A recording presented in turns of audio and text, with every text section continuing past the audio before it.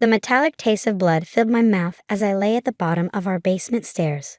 Above me, Jessica stood with her hands still outstretched, her face a mixture of rage and something else. Satisfaction, maybe? My parents' footsteps thundered down the stairs. What happened here? Mom's voice was sharp, but I noticed she was looking at Jessica, not me. She fell, Jessica said quickly, stepping back. She's so clumsy, you know how she is. I tried to speak to tell them that Jessica had pushed me after I caught her stealing money from my room again. But the pain in my chest made it hard to breathe. Every intake of air felt like knives stabbing my ribs. I didn't fall, I managed to gasp. She pushed. I must stop it. Dad cut me off. We don't need your dramatic accusations right now. I'm Emma Mitchell, and at 24, I was still living in my parents' house while finishing my medical residency. Jessica, my 26-year-old sister, had moved back home 6 months ago after her third failed attempt at college. Since then, the tension between us had escalated from snide remarks to something darker. Mom helped me sit up, and I couldn't hold back a cry of pain. I think we need to take her to the hospital, she said, worry creeping into her voice. No hospitals, Dad said firmly. We'll handle this at home, just like always. Just like always. Those words echoed in my head, reminding me of all the accidents it covered up over the years. The sprained wrist when Jessica threw a book at me during study time. The concussion from when she accidentally opened a door into my face. Each time, my parents found a way to handle it at home, to keep our family's image intact. But this time felt different. The pain was worse, and I could barely breathe. She needs a doctor, Mom insisted, her hand on my shoulder. Fine, Dad snapped. But Emma, you know what to say, right? You fell. You're clumsy. End of story. Jessica smirked behind them, knowing she'd get away with it again. She always did. The golden child could do no wrong in our parents' eyes. Her violence was always explained away as accidents, misunderstandings, or my own fault. The emergency room was busy that night. As we waited, Dad kept rehearsing the story with me. You were carrying laundry down the stairs. You missed a step. Simple accident. Dr. Sarah Martinez wasn't like our usual family doctor who always accepted my parents' explanations without question. She looked at me directly, not at my hovering family members, as she asked what happened. I fell down the stairs, I said automatically, the practiced lie feeling bitter on my tongue. Dr. Martinez's eyes narrowed slightly. She glanced at my family, then back to me. I'd like to examine Emma privately, she said firmly. That's not necessary, Dad started, but Dr. Martinez cut him off. It's hospital policy for potential trauma cases. Please wait outside. Once they were gone, she helped me onto the examination table. Now, she said quietly, why did you tell me what really happened? Something in her tone, the genuine concern in her eyes, made me want to tell her everything. But years of conditioning kicked in. I told you I fell. Emma, she said gently, I've been an ER doctor for 15 years. I know what fall injuries look like. These bruises on your arms, they're grip marks. Someone held you before you fell. Tears welled up in my eyes, but I stayed silent. Let's get some x-rays, she said, not pushing further. Then we can talk more. The x-rays revealed 3 broken ribs and a hairline fracture in my wrist. But that wasn't what made Dr. Martinez's face darken with concern. She pointed to older marks on the images, healing fractures I'd never known about.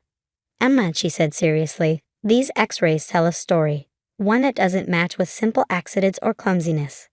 There's a pattern here, and as a mandated reporter, I have an obligation to report suspected abuse. My heart started racing. No, please, I begged. You don't understand. My family. Your family, she interrupted gently, has been covering up abuse. These injuries go back months, maybe years. You're a medical resident, Emma. You know what I'm seeing here. She was right. Looking at the x-rays with my professional training, I could see the truth I'd been denying. The old fractures, the pattern of injuries, it was all there in black and white. I need to make some calls, Dr. Martinez said, standing up. You're safe here, Emma. We have security, and your family can't take you home against medical advice. As she left the room, I heard my father's voice in the hallway, demanding to know what was taking so long. For the first time, instead of feeling fear at his anger, I felt something else. Hope. The x-rays had spoken the truth I never could, and now someone was finally listening. The next few hours passed in a blur. Hospital security was stationed outside my room while Dr. Martinez made her calls. I could hear my father's voice rising in the hallway, my mother's attempts to calm him, and Jessica's theatrical sobs about how I was making up stories to hurt her. But the x-rays couldn't lie. Dr. Martinez had called in a specialist, Dr. Thompson, who specialized in documenting abuse cases. Together, they walked me through each injury shown in the scans. These hairline fractures, Dr. Thompson pointed out, the defensive injuries, consistent with trying to protect yourself during a fall, or more likely, during an attack.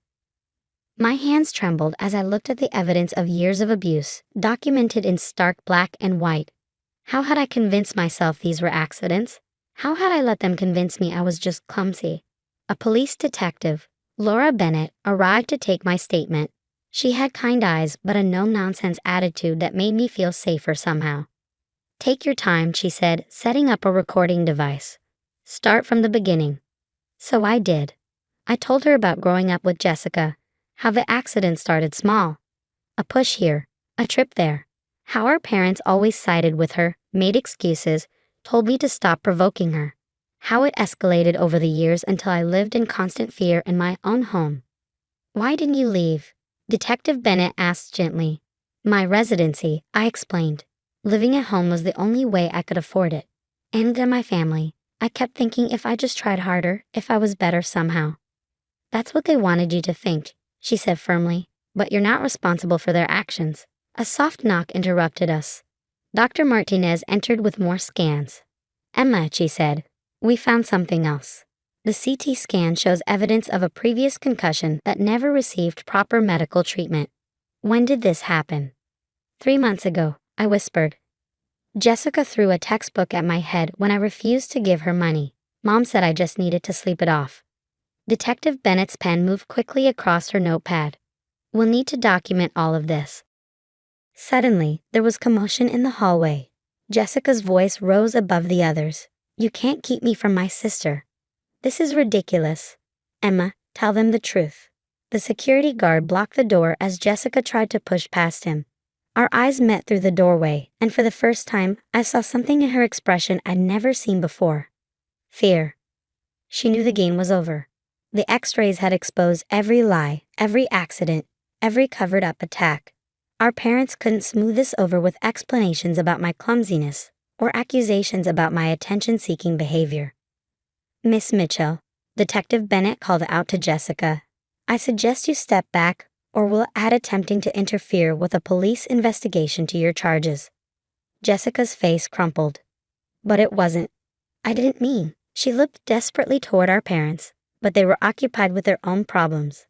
Dad was arguing with hospital administration, and Mom sat in a chair, crying quietly into her hands.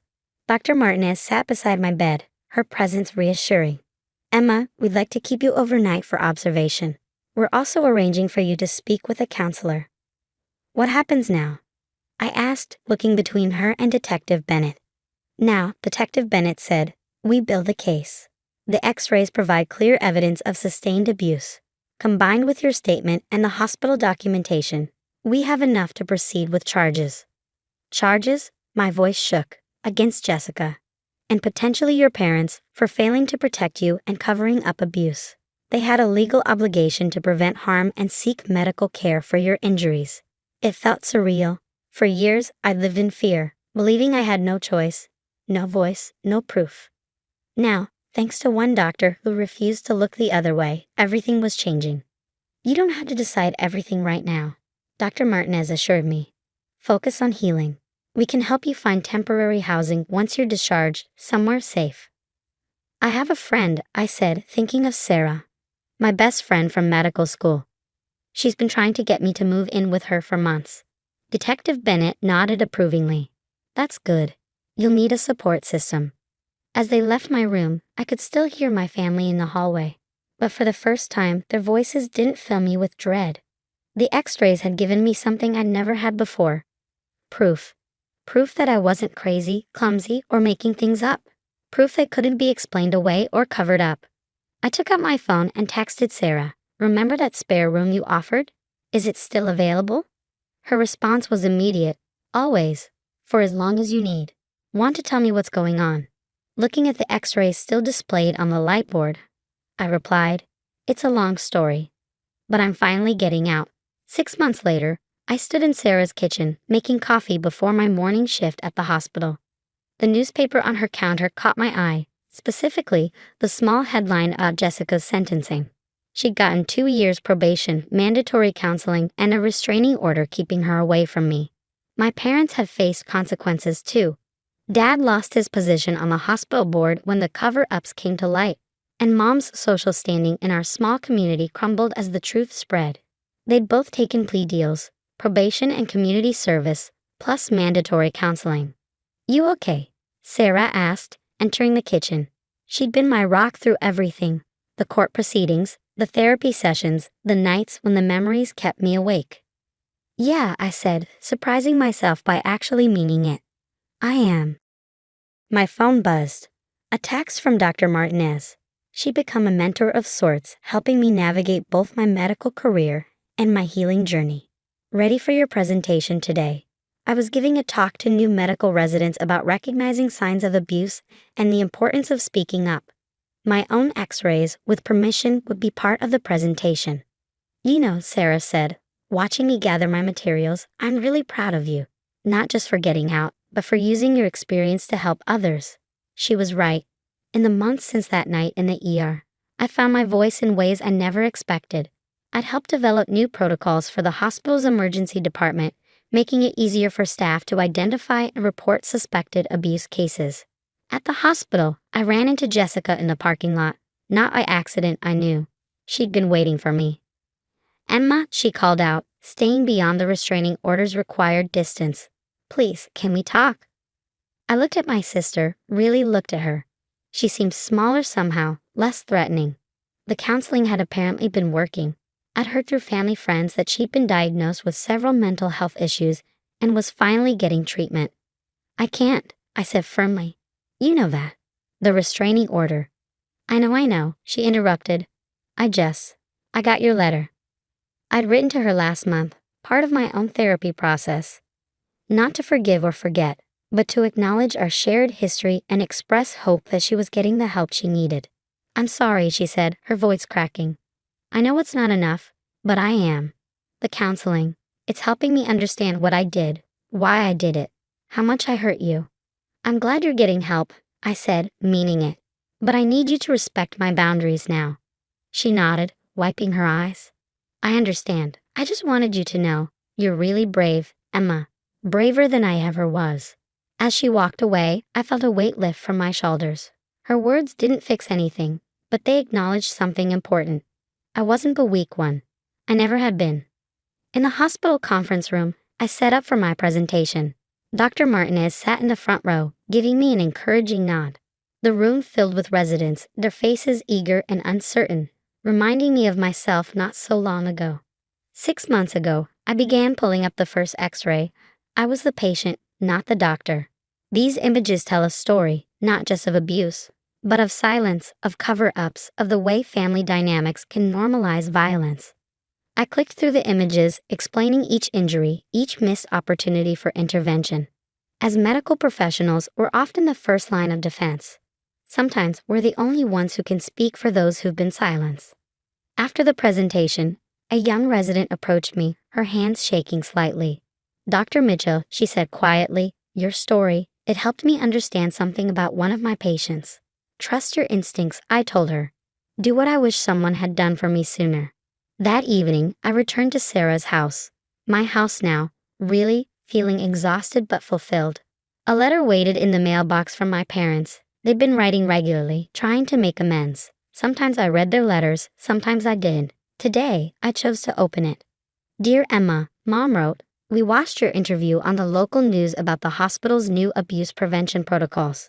We are so deeply sorry for failing you, for not protecting you when you needed us most. Your courage in speaking out has forced us to face our own failures. I folded the letter, saving the rest for later. Their guilt, their regret. It wasn't my burden to carry anymore. I was building a new life, one where my voice mattered, where my experiences could help others, where the truth didn't have to stay hidden. The x-rays that exposed my family's secrets now hung in my office, not as a reminder of trauma, but as a testament to survival. They spoke louder than any lie, broke through years of silence, and gave me back something I'd lost long ago, my power. Sarah had left dinner in the oven and a note on the counter. Remember, you're not just surviving anymore, you're thriving. Looking around at my new life, I smiled. She was right. The X-rays had spoken the truth, but I was writing my own story now.